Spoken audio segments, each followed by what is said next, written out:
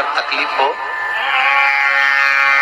कमाई अच्छी नहीं हो रही हो, व्यापार नहीं चल रहा हो, तो निवेदन करूंगा कि किसी के चक्कर में मत पड़ना, कहीं जाकर पूछना मत ही। केवल देव उठनी एकादशी के दिन जो अभी आने वाली है, कार्तिक के महीने में देव उठनी एकादशी, इस दिन एक सिक्का, जब रात्रि को आप तुलसी जी की पूजन करें, ठाकुर जी की पूजन करें, एक सिक्का उसको नीचे रखकर उसको भगवान को विराजमान कर तुलसी माता या शालिग्राम जी को विराजमान कर फिर पूजन करना। सुबह ब्रह्म मुहूर्त में 4 बजे जब आप देवता को उठाएं, वहां पर जब लिपन करें और उठाने जाएं, उस गन्ने की झोपड़ी के अंदर, तो वो सिक्के को अपने पल्लू में डालकर हल्दी की कटोरी में भरकर दुकान में, व्यापार में, व्यवसाय में रख दें।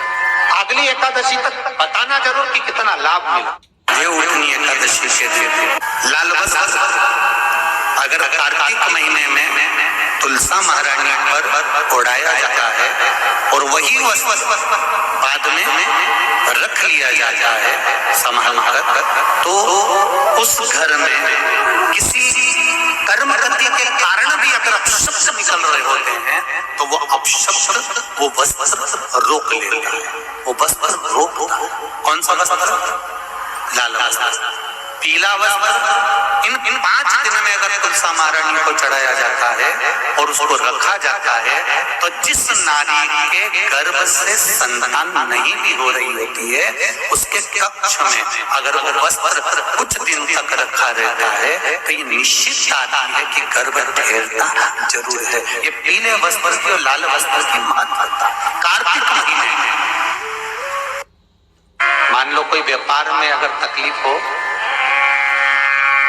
कमाई अच्छी नहीं हो रही हो, व्यापार नहीं चल रहा हो, तो निवेदन करूंगा कि किसी के चक्कर में मत पड़ना, कहीं जाकर पूछना मत ही। केवल देव उठनी एकादशी के दिन जो अभी आने वाली है, कार्तिक के महीने में देव उठनी एकादशी, इस दिन एक सिक्का, जब रात्रि को आप तुलसी जी की पूजन करें, ठाकुर जी की पूजन करें, एक सिक्का उसको नीचे रखकर उसको भगवान को विराजमान कर तुलसी माता या शालिग्राम जी को विराजमान कर फिर पूजन करना। सुबह ब्रह्म मुहूर्त में 4 बजे जब आप देवता को उठाएं, वहां पर जब लिपन करें और उठाने जाएं, उस गन्ने की झोपड़ी के अंदर, तो वो सिक्के को अपने पल्लू में डालकर हल्दी की कटोरी में भरकर दुकान में, व्यापार में, व्यवसाय में रख दें।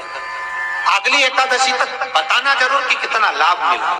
देव उठनी एकादशी के दिन लाल वस्त्र अगर कार्तिक महीने में तुलसा महारानी पर ओढ़ाया जाता है और वही वस्त्र बाद में रख लिया जाता है संभाल कर, तो उस घर में किसी कर्म गति के कारण भी अगर अपशब्द निकल रहे होते हैं, तो वो अपशब्द वो वस्त्र रोक लेता है, वो वस्त्र रोकता है। कौन सा वस्त्र? लाल वस्त्र, पीला वस्त्र।